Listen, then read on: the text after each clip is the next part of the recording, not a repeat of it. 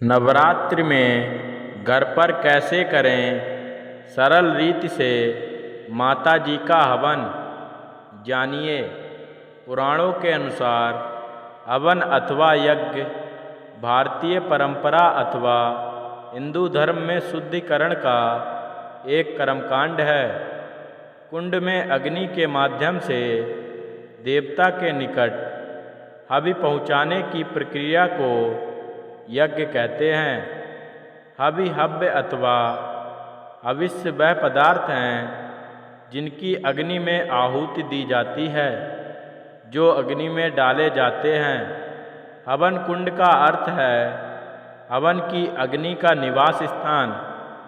हवन कुंड में अग्नि प्रज्वलित करने के पश्चात इस पवित्र अग्नि में फल, शहद, घी, काष्ठ इत्यादि पदार्थों की आहुति प्रमुख होती है।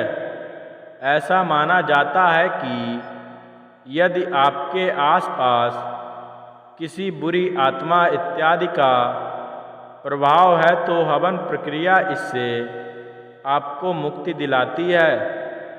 स्वास्थ्य एवं समृद्धि इत्यादि के लिए हवन किया जाता है। नवरात्रि के पावन पर्व पर अष्टमी नवमी तिथि को हवन करने का विशेष महत्व है। अतः अगर आप घर पर ही सरल रीति से हवन करना चाहते हैं तो हम आपके लिए लेकर आए हैं आसान तरीके से हवन करने की विधि। इस सरल हवन विधि द्वारा आप अपने पूरे परिवार के साथ यज्ञ हवन करके नवरात्रि पूजन को पूर्णता प्रदान कर सकते हैं। कितना बड़ा हो हवन कुंड। प्राचीन काल में कुंड चौकोर खोदे जाते थे। उनकी लंबाई चौड़ाई समान होती थी। यह इसलिए कि उन दिनों भरपूर समिधाएँ प्रयुक्त होती थीं। घी और सामग्री भी बहुत होती थी।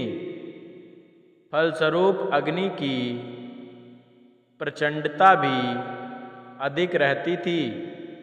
उसे नियंत्रण में रखने के लिए भूमि के भीतर अधिक जगह रहना आवश्यक था। उस स्थिति में चौकोर कुंड ही उपयुक्त थे।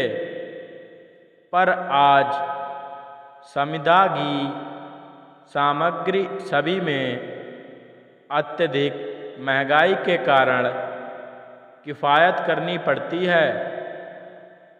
ऐसी दशा में चौकोर कुंडों में थोड़ी ही अग्नि जल पाती है और वह ऊपर अच्छी तरह दिखाई भी नहीं पड़ती। ऊपर तक भरकर भी वह नहीं आते तो कुरूप लगते हैं। अतएव आज की स्थिति में कुंड इस प्रकार बनने चाहिए कि बाहर से चौकोर रहें, लंबाई चौड़ाई गहराई समान हो। हवन की सामग्री।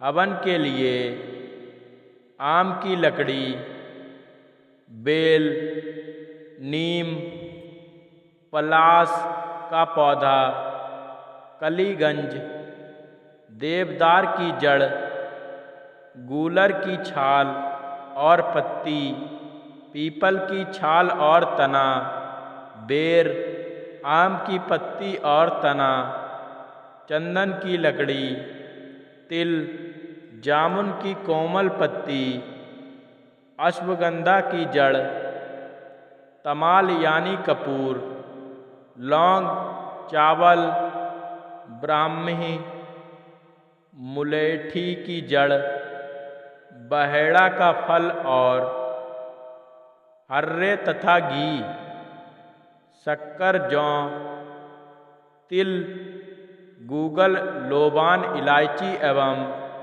अन्य वनस्पतियों का पूरा उपयोग होता है। हवन के लिए गाय के गोबर से बनी छोटी छोटी कटोरियाँ या उपले घी में डुबोकर डाले जाते हैं। हवन से हर प्रकार के 94% जीवाणुओं का नाश होता है।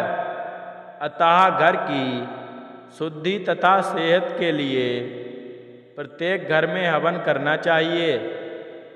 हवन के साथ कोई मंत्र का जाप करने से सकारात्मक ध्वनि तरंगित होती है, शरीर में ऊर्जा का संचार होता है। अतः कोई भी मंत्र सुविधा अनुसार बोला जा सकता है। ऐसे करें हवन। हवन करने से पूर्व स्वच्छता का ख्याल रखें। सबसे पहले रोज की पूजा करने के बाद अग्नि स्थापना करें। फिर आम की चौकोर लकड़ी लगाकर कपूर रखकर जला दें। उसके बाद इन मंत्रों से हवन शुरू करें।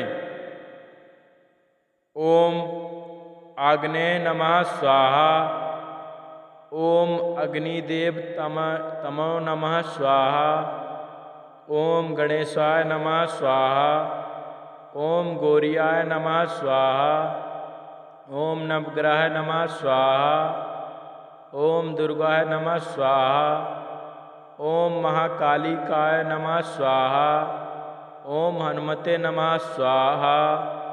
ओम भैरवाय नमः स्वाहा। ओम कुल देवताय नमः स्वाहा। ओम स्थान देवताय नमः स्वाहा। ओम ब्रह्मा नमः स्वाहा। ओम विष्णुवे नमः स्वाहा। ओम शिवाय नमः स्वाहा। ओम जयंती मंगला काली भद्रकाली कपालिनी दुर्गा क्षमा शिवा धात्री स्वाहा। स्वधा नमस्तुतु स्वाहा। ओम ब्रह्मा मुरारी त्रिपुरंतकारी भानु श्राद्धि भूमि सुतो बुद्रच्छ गुरुच्छ शक्रे शनि राहु केतु सर्वे ग्रंथि संति कर स्वाहा।